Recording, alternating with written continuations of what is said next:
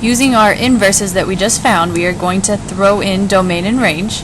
And if we look at our original, 2x plus 3, well, that's a line, so if you don't know, you can always think of it as a linear equation. Domain is going to be negative infinity to infinity, and range is also going to be negative infinity to infinity. We don't have any square roots, and we don't have any fractions to worry about exclusions to those two. Easiest way to find domain and range of your inverse, well, we could go through and take it again from this new function. Once again, it's still a line, so it's going to be all reals. But if you look at what we actually did, so to find the inverse, we flipped x and y, and we solved it for y. So what was dealing with x's, my domain, is now dealing with y's. That's my range.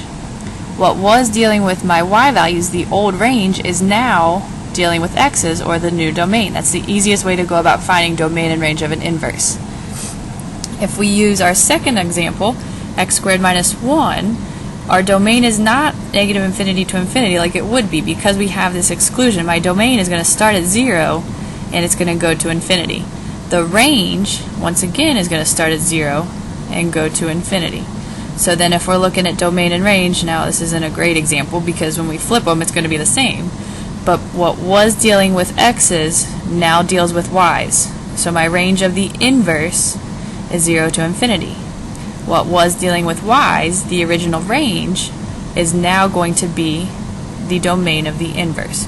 So domain and range are always going to be the opposite of what they were when you have an inverse function.